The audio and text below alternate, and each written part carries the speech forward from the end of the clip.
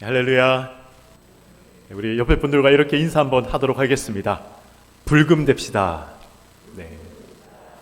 성령의 불 받는 우리 금요 차례가 됩시다라는 의미입니다. 네, 우리 불가항력이라는 말이 있습니다. 무슨 의미입니까? 사람의 힘으로 저항할 수 없는 그러한 어떤 힘을, 그러한 어떤 일을 우리가 경험할 때 불가항력적이다라고 우리는 표현을 합니다. 호모사피엔스라는 말이 있습니다. 혹시 들어보셨습니까? 이 스마트폰이라는 이 단어와 그리고 인간을 뜻하는 호모사피엔스라는 이 두 단어가 합쳐져서 이 호모사피엔스라는 말이 얼마 전에 생겼습니다. 이 스마트폰 없이 생활할 수 없는 오늘을 살아가는 우리 인간들을 뜻하는 그러한 이제 신조어인 것이죠. 스마트폰으로 우리는 못하는 것이 없습니다. 그렇죠? 우리는 스마트폰으로 음식을 주문하기도 하고 금융 거래를 하기도 하며 우리의 신분을 드러낼 수도 있습니다. 영화를 볼 수도 있고 쇼핑을 할 수도 있으며 또 길을 우리가 스마트폰을 활용해서 찾아갈 수도 있습니다. 의사의 진료를 받을 수도 있고 공부를 할 수도 있으며 게임을 할 수도 있습니다. 그리고 친구를 만날 수도 있고 친구를 사귈 수도 있고 그리고 심심할 때는 이 스마트폰과 대화도 가능하게 되었습니다. 심지어 우리는 예배도 스마트폰으로 드리고 있습니다. 스마트폰이 없으면 더 이상 이 스마트폰이 없는 세상을 우리가 상상하기 힘들 정도로 이 스마트폰을 굉장히 잘 사용하고 또는 의존하며 살아가고 있는 것이 오늘날의 세상이 되어버렸습니다. 이런 스마트폰을 만든 사람이 누구입니까? 스티브 잡스. 들어보셨죠? 이 스티브 잡스라는 사람이 이 스마트폰을 처음으로 만들어 내었습니다. 스마트폰으로 모든 것을 가능한 세상이 되도록 이 사람이 만들었지만 그러나 이 스티브 잡스 역시 2011년도에 이 췌장암으로 그도 결국 세상을 떠나게 됩니다. 그에게도 이 불가항력의 문제가 그에게도 찾아왔던 것이죠. 그러나 이 과학과 또 의학이 발달할수록 이 불가항력의 문제들이 점점 사라지는 것처럼 보일 때가 있습니다.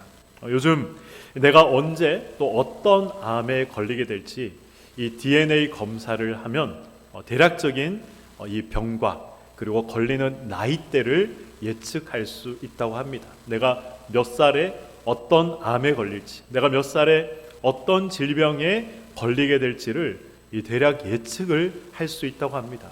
비용도 비싸지 않습니다. 싸게는 7만 원, 많게는 20만 원 정도 하면 우리가 몇 살에 어떤 질병에 걸릴 가능성이 많은지 예측하게 되고 그리고 또 병을 예방할 수 있다고 합니다. 굉장히 놀라운 세상을 살아가고 있는 것이죠. 그러나 인간에게는 이 천재지변과 같은 불가항력적인 문제들이 여전히 존재하고 있습니다. 얼마 전에 일어났던 튀르키예와 시리아의 지진만 보더라도 우리는 알 수 있는 것이죠. 세상이 아무리 발전하고 발달한다 하더라도 그러한 불가항력적인 문제 앞에서는 인간은 지금까지 무능했고 또 앞으로도 여전히 무능할 것입니다. 욥도 마찬가지였습니다.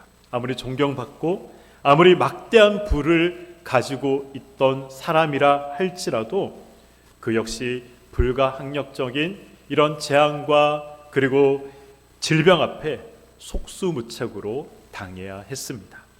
하루아침에 그의 삶이 무너져 내렸던 것이죠. 권투 선수들은 이 펀치에 대한 두려움을 없애기 위해서 수없이 많은 훈련을 한다고 합니다. 그럼에도 가장 무서운 펀치는 예상하지 못한 펀치다, 이렇게 이야기를 하곤 합니다. 예상하지 못하고 대비하지 못한 펀치는 아무리 열심히 아무리 많이 훈련한다 하더라도 그 극심한 고통과 당혹감 때문에 결국 패할 수밖에 없다는 것이죠. 욥도 그랬습니다.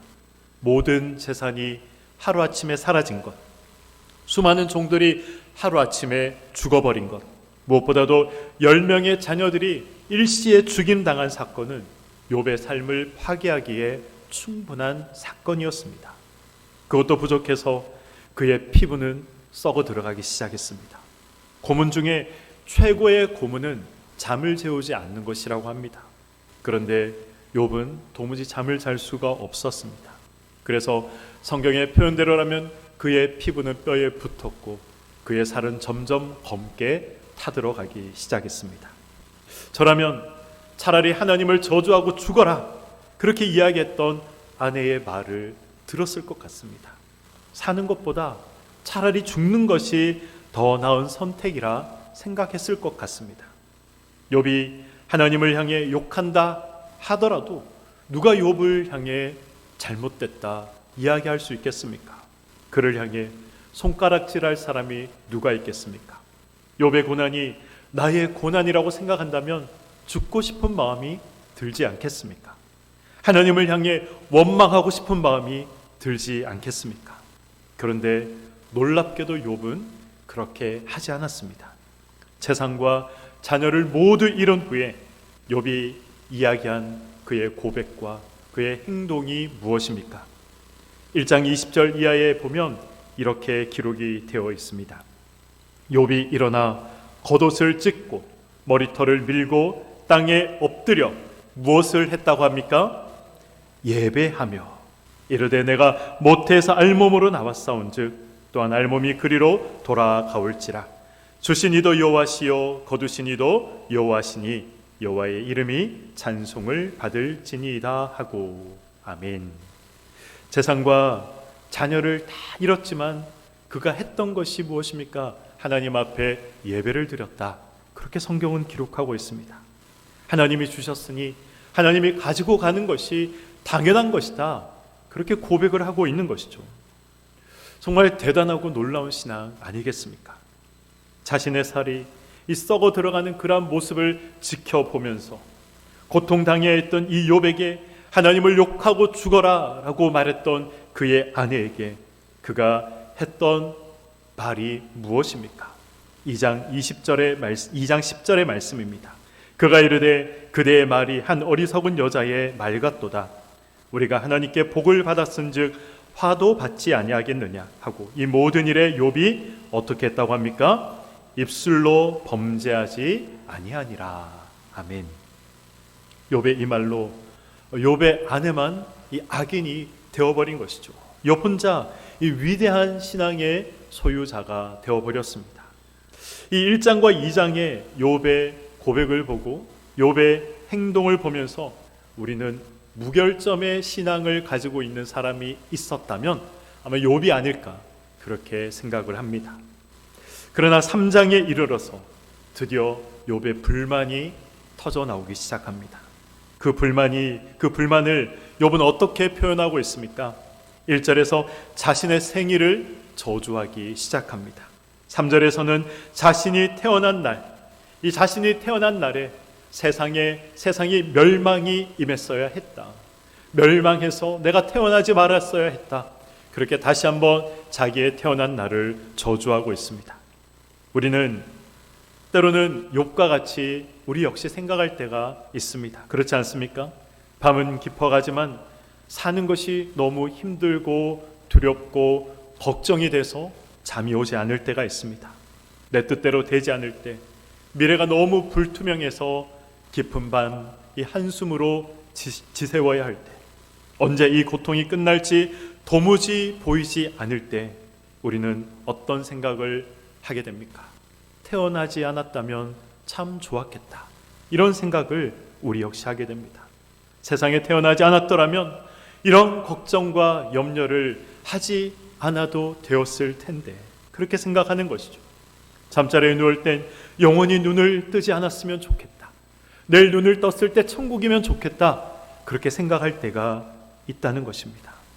마치 처음부터 존재하지 않았던 사람처럼 증발해버리고 싶은 그런 마음이 우리에게도 찾아올 때가 있는 것이죠. 다른 사람 이야기가 아니라 저의 이야기입니다. 저도 이런 생각을 해본 적이 있습니다. 제가 대학을 졸업하고 고시촌에서 공부를 3년 동안 한 적이 있습니다. 고시생들에게 가장 힘든 것이 무엇인지 아십니까?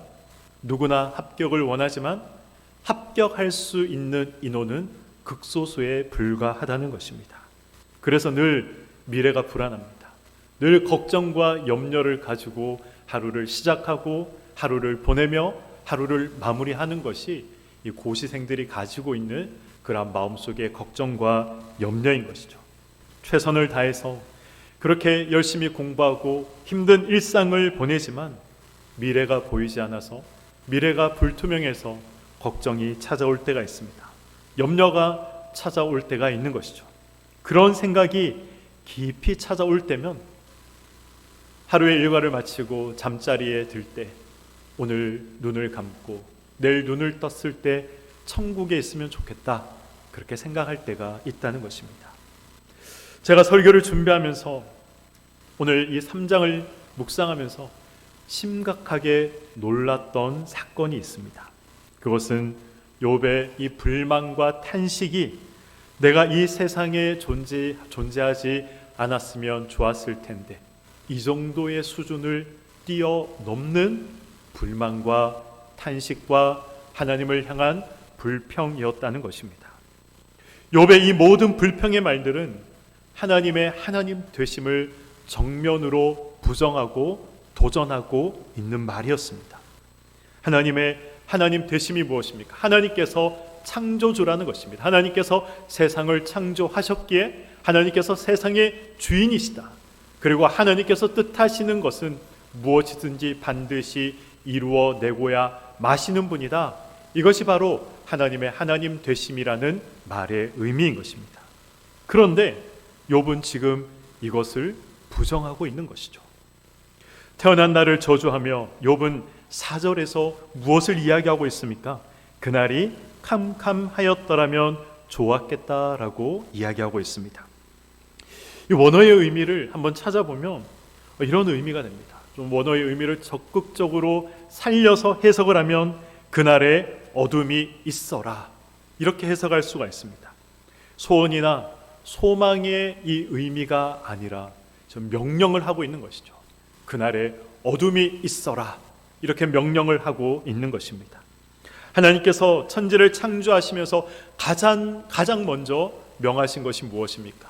빛이 있으라라고 말씀하신 것입니다. 빛이 있어라, 그렇게 명령을 하셨던 것이죠. 그런데 지금 이 욥은 빛이 아니라 어둠이 있어야 했었다, 어둠이 있어라, 그렇게 말하고 있는 것입니다. 하나님께서 빛을 창조하시기 전에 이 세상은 어떤 상태로 존재하고 있었습니까? 창세기 1장 2절에 보면 흑암이 있었다라고 기록을 하고 있습니다. 욥은 자신의 상황이 너무 힘들고 너무 어려워서 이 창조 이전의 세상으로 돌아가고 싶은 마음이 있었던 것이죠. 빛이 아니라 어둠이 있어야 했었다. 하나님께서 이 세상을 창조하지 마셔야 했었다. 지금 하나님의 창조 사역에 대해서 욥은 정면으로 반박하고 불만을 드러내고 있는 것입니다. 하나님의 창조를 부정하고 있는 것이죠.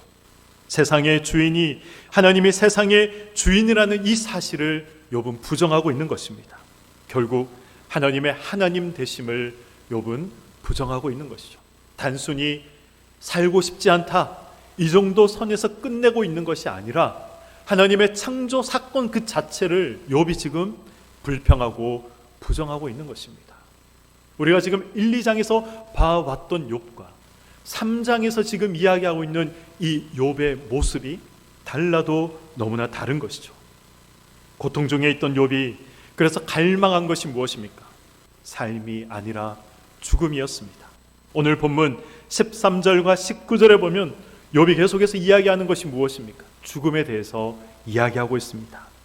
태어난 날 죽었더라면 내가 지금 고생하지 않고 평안히 누워 있을 텐데, 피곤한 내 몸이 쉼을 얻었을 텐데, 그렇게 이야기하면서 계속해서 죽음을 갈망하고 있는 모습을 성경이 기록을 하고 있는 것입니다. 한마디로 죽고 싶다는 것이죠. 살기 싫다는 것입니다. 욥의 아내가 하나님을 욕하고 죽어라 말했을 때 아내에게 어리석은 여자라고 그가 책망했지만, 욥은 지금 3장에 와서 하나님을 욕하며 그는 죽기를 갈망하고 있었던 것입니다. 아내의 말에 어리석다 책망했지만 결국 그 역시 아내의 말대로 욥은 하나님이 하신 모든 일들을 부정하고 하나님을 원망하고 있었던 것입니다. 1장과 2장에서 하나님께 악에서 떠난 자라 칭찬받았던 그 욥이 왜 이렇게 변했을까요? 재산을 잃고 자녀를 잃고 건강을 잃었지만 그럼에도 주신 이도 하나님이시요 거두신 이도 하나님이시다, 그렇게 고백했던 이 욥이 왜 이렇게 변하게 되었을까요? 이유가 무엇입니까? 오늘 본문을 읽고 또 읽으면서 이 180도 달라진 욥의 행동을 고민하던 중에 이 23절의 말씀이 저의 눈에 들어오기 시작했습니다. 우리 23절 말씀을 함께 읽도록 하겠습니다. 시작. 하나님에게 둘러싸여 길이 아득한 사람에게 어찌하여 빛을 주셨는고. 아멘. 욥은 이 고통의 원인을 무엇이라고 이야기하고 있습니까? 하나님에게 둘러싸여 있기 때문에 내가 지금 고통받고 있다 말하고 있는 것이죠. 이 둘러싸여 있다, 두르다, 이 말의 이 원문의 의미가 무엇인지 아십니까? 울타리를 쳤다는 것입니다. 하나님이 울타리를 쳐서 내가 죽을 지경이다 라고 이야기를 하고 있는 것이죠. 울타리. 우리가 욥기를 시작한 지 지금 3주밖에 되지 않았지만 가장 많이 나온 단어가 있다면 바로 이 울타리라는 단어일 것입니다. 하나님은 사탄을 향해 너는 욥을 보았느냐?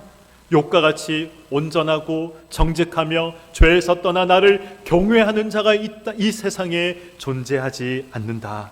그렇게 하나님께서 사탄에게 욥을 자랑하며 이야기를 하셨습니다. 그때 사탄의 대답이 기억이 나십니까?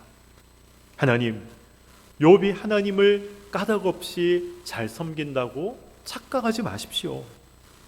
하나님이 욥의 재산을 울타리로 보호했기 때문에, 하나님이 욥의 자녀들을 울타리로 보호했기 때문에, 하나님이 욥의 생명을 울타리로 보호했기 때문에, 그래서 욥이 하나님을 잘 섬기는 것 아닙니까?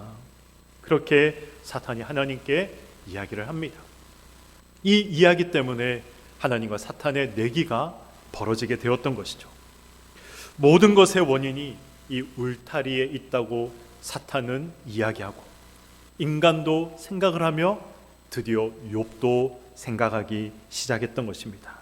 결국 욥도 이 울타리를 지키기 위해 하나님을 섬겼던 일반의 사람들과 다르지 않다는 사실을 성경은 말씀하고 있는 것입니다. 지금 자신이 누리고 있는 이 부요를 지키기 위해서 하나님 앞에 정직하게 살았던 사람이 욥이었습니다.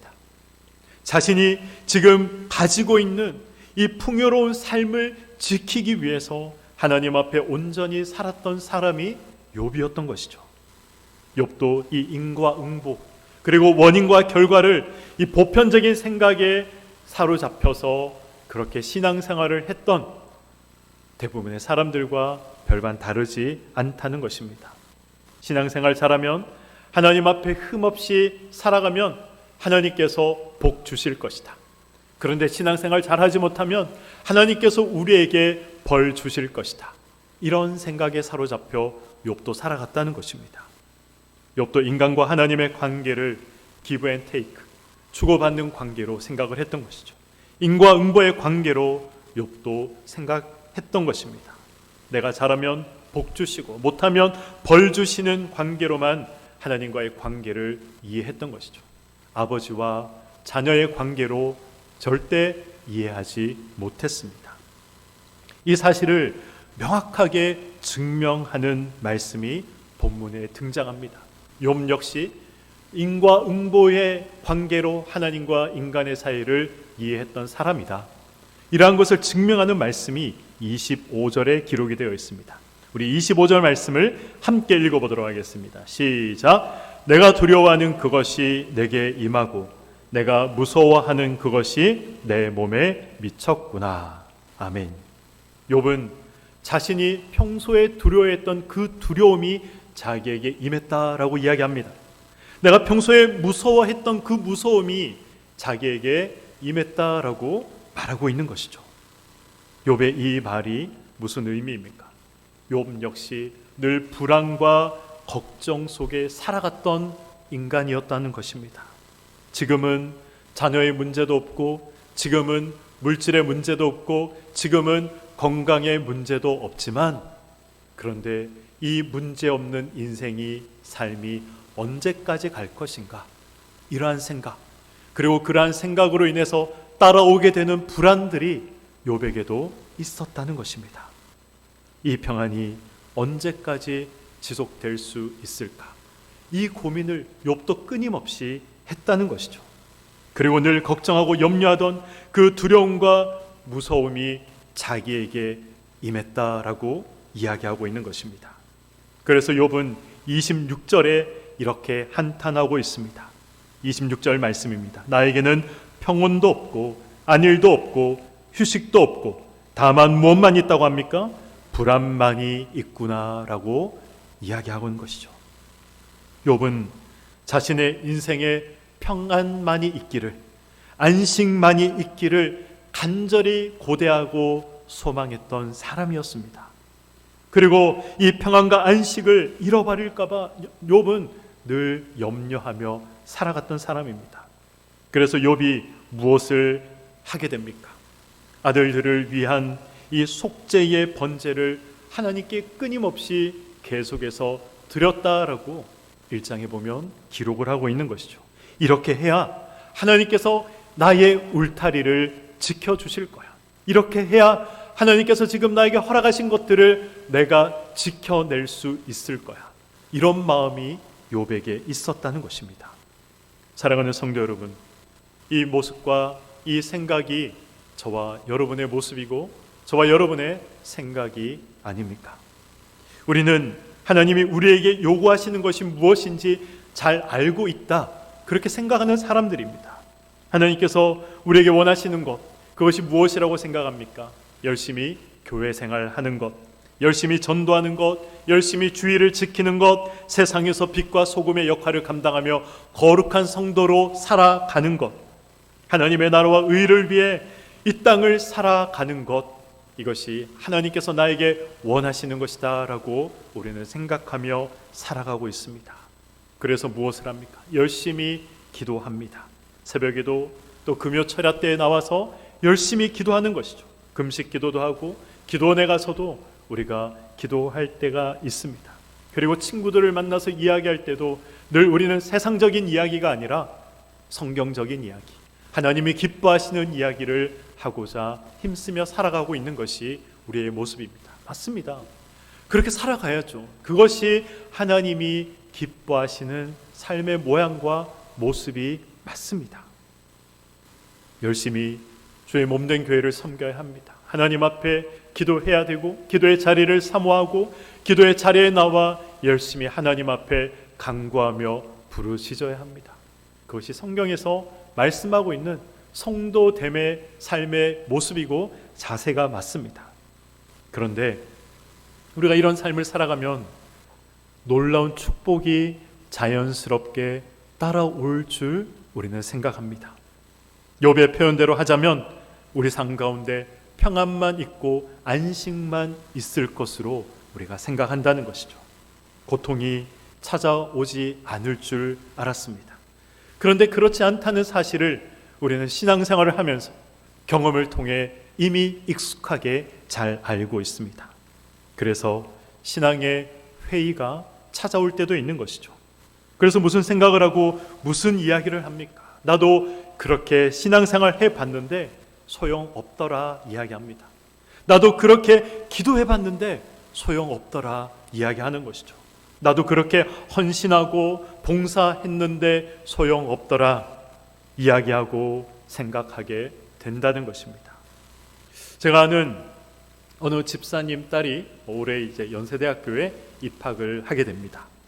작년에 이제 고3이었는데 고등부 회장을 했었고 고등부에서 고등부 예배 반주를 했었습니다. 주일 성수는 물론이거니와 금요 철야에 엄마와 함께 나와서 열심히 기도를 했습니다. 그리고 자신이 지원한 학교들 중에서 가장 좋은 학교에, 그리고 자기가 가고 싶었던 그 과에 이 학생이 합격을 하게 됐습니다. 의심의 여지 없이 하나님의 은혜이고 하나님이 주신 복이라는 것을 우리는 알고 있습니다. 그러나 더 큰 복은 그리 아니하실지라도 변함없이 아름다운 신앙의 모습을 유지하는 것이고, 변함없이 하나님을 사랑하는 것이며, 변함없이 하나님을 섬기는 것입니다. 나도 그렇게 해봤는데 소용없더라, 그렇게 말하지 않는 것입니다. 욥의 현실이 우리의 현실인 것이죠. 욥은 왜 이런 현실을 하나님께서 주신 것일까? 욥에게 왜 이런 현실을 하나님께서 허락하신 것일까? 우리는 이 문제를 생각해 봐야 하는 것입니다. 그 이유에 대해서 히브리서 기자는 이렇게 말씀하고 있습니다. 히브리서 11장은 우리가 잘 알고 있는 것처럼 믿음장으로 우리가 불리우고 있습니다. 아벨은, 에녹은, 아브라함은, 이삭은, 요셉은, 모세는 믿음으로 살았다라고 이야기를 합니다. 그리고 12장은 우리에게 이 믿음의 경주를 하라라고 말씀하고 있습니다. 이 믿음의 경주를 하면서 누구를 바라보라 말씀하고 있습니까? 예수를 바라보라. 그렇게 히브리서 기자는 이야기하고 있는 것이죠. 우리 히브리서 12장 2절 말씀, 우리 12장 2절 이하의 말씀을 우리 한 목소리로 함께 읽어보도록 하겠습니다. 시작. 믿음의 주요 또 온전하게 하신 이인 예수를 바라보자. 그는 그 앞에 있는 기쁨을 위하여 십자가를 참으사 부끄러움을 개의치 아니하시더니 하나님 보좌 우편에 앉으셨느니라. 너희가 피곤하여 낙심하지 않기 위하여 죄인들이 이같이 자기에게 거역한 일을 참으신 일을 생각하라. 아멘. 믿음의 길은 예수를 바라보며 걷는 길입니다. 보라는 것이 무엇입니까? 예수님 사신 모습대로 살아가라는 것입니다. 그것이 믿음을 가진 자의 삶의 본복이라는 것이죠. 예수님이 걸어가신 길이 어떤 길입니까? 고난과 수치가 있었지만, 그러나 그 고난과 수치에 부끄럽지 아니하고 그 부끄러움을 개의치 아니하시고 걸어가신 그 길이 예수 그리스도께서 걸어가신 길이다. 믿음의 길이다. 너희 역시 이 길을 걸어가야 한다라고 말씀하고 있습니다. 고난과 수치로 낙심이 찾아오면 누구를 생각하라 말씀하고 있습니까? 예수를 생각하라는 것이죠. 그리고 예수께까지 자라가라 말씀하고 있는 것입니다. 며칠 전 처음으로 제가 제 손에 태동이라는 것을 처음으로 느껴봤습니다. 아직 태어나지 않은 생명이지만, 그런데 태중의 이 발길질을 손끝으로 느껴보니까 정말 놀랍고 기쁘고 신비했습니다. 그리고 한 생명이 태어나서 성장해 가는 것이 부모에게 얼마나 큰 기쁨이고 즐거움이고 놀라움인지 저는 그때 알게 됐습니다. 히브리서 기자는 하나님도 동일하다라고 우리에게 말씀하고 있습니다. 하나님의 자녀가 자녀답게 성장하고 하나님의 자녀답게 성숙하기 위해서 때로는 하나님께서 징계도 하신다 이야기합니다. 우리 히브리서 12장 5절에서 7절 말씀을 우리 함께 읽어보도록 하겠습니다. 시작. 또 아들들에게 권하는 것 같이 너에게 권면하신 말씀도 잊었도다. 일렀을 때 내 아들아 주의 징계하심을 경히 여기지 말며 그에게 꾸지람을 받을 때에 낙심하지 말라. 주께서 그 사랑하시는 자를 징계하시고 그가 받아들이시는 아들마다 채찍질 하심이라 하였으니 너희가 참음은 징계를 받기 위함이라. 하나님이 아들과 같이 너희를 대우하시나니 어찌 아버지가 징계하지 않는 아들이 있으리요. 아멘. 왜 욥의 고난을 이야기하다가 징계를 이야기하는가, 그렇게 생각이 들 수도 있을 것입니다. 이 징계라는 말 속에는 예수를 바라보며 살아가지만 왜 우리를 보호하고 있는 보호의 울타리가 깨어져야 하는지, 그렇게 깨어지는 일들이 왜 발생하는지에 대한 이 해답이 징계라는 말 속에 담겨져 있습니다. 징계라는 말의 이 헬라어 원어는 파이듀오라는 단어가 사용되고 있었습니다. 이 단어가 어떤 의미가 있는가 찾아봤습니다. 징계라는 의미가 첫 번째로 사용되는 의미가 아니었습니다.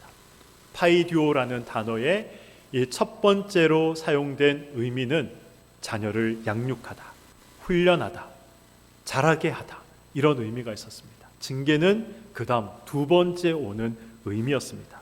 이 파이디오의 가장 이 근원적인 의미는 자녀를 만들다의 의미가 있었던 것이죠. 방금 읽었던 이 말씀, 우리 히브리서 12장 5에서 7절 말씀을 우리 징계라는 말 대신 자녀로 만들어 가신다, 자녀로 만든다라는 이 의미로 넣어서 읽어보면 이런 의미가 됩니다. 내 아들아, 주께서 너희를 자녀로 만들고자 할 때 경히 여기지 말며 그에게 꾸지람을 받을 때 낙심하지 말아라. 주께서 그 사랑하는 자를 자녀답게 기르시는 것이다. 이렇게 우리가 해석할 수 있는 것이죠. 하나님의 자녀가 자녀답게 성장하고 성숙하기 위해서 무엇이 필요하다는 것입니까? 훈련이 필요하다는 것입니다. 매도 맞아야 하고 꾸중도 들어야 하나님이 원하시는 모양과 모습으로 성장하고 성숙할 수 있는 것입니다. 믿음의 경주에는 바로 이 과정이 반드시 수반되어야 하는 것입니다. 이것이 하나님의 양육 방법이다라는 것을 히브리서 기자는 우리에게 말씀하고 있습니다. 우리는 흔히 이 초신자는 무엇이든지 기도하면 하나님이 잘 들어주신다, 이런 이야기를 종종 할 때가 있습니다. 그것이 정답은 아니지만 그러나 대부분의 경우에는 그런 것 같습니다. 왜 그렇습니까? 신앙이 어리기 때문에 그런 것이죠. 울고 뗐으면 하나님께서 젖을 물려 주시는 것입니다. 그러나 이 신앙의 연륜이 쌓이면 하나님께서 그런 방법으로 양육하지 않으시는 것이죠. 더 성숙한 하나님의 자녀로 만들어 나가시기 위해서 우리를 훈련시키시는 것입니다. 욥은 지금 그 훈련의 과정 속으로 들어가고 있는 것입니다. 그리고 예수 믿는 우리 모든 성도들은 이 훈련의 과정을 거쳐야 한다라고 히브리서 기자는 우리에게 말씀하고 있는 것입니다. 하나님의 자녀로 성장하는 이 과정을 겪으면서 우리가 가장 힘든 것이 무엇입니까? 이 과정의 기간이 언제까지인지, 그리고 이 훈련의 기준이 어디까지인지 우리가 모른다는 것입니다. 하나님이 정하신 기간이 언제까지인지, 그 기준이 어디까지인지 모르기 때문에 우리가 이 성장의 이 과정이 힘든 것입니다. 그러나 이 성장의 과정을 거치는 자만이 욥의 고백처럼 정금과 같이 될 수 있는 것이고, 마지막 42장의 욥의 고백처럼 하나님을 볼 수 있는 것입니다. 하나님을 체험할 수 있는 것이죠. 이 고백의 자리까지 하나님은 우리를 만들어 나가시는 것입니다. 이런 인생이 우리 모두의 인생이라 성경은 말씀하고 있습니다. 그러니 우리는 믿음의 각오를 해야 합니다. 그리고 기대해야 합니다. 하나님께서 어떻게 우리를 만들어 가실지, 또 그 과정을 통과한 후에 하나님께서 또 어떤 은혜를 우리에게 허락하실지 우리는 또 기대할 수 있어야 하는 것입니다. 이러한 각오와 이러한 기대를 가지고 우리의 삶을 인도하시고 우리를 오늘도 지금도 이 순간 성장케 하시는 하나님을 기대하시며 살아가시는 우리 교회의 모든 성도님들의 삶이 되시길 주님의 이름으로 간절히 축원드립니다. 아멘.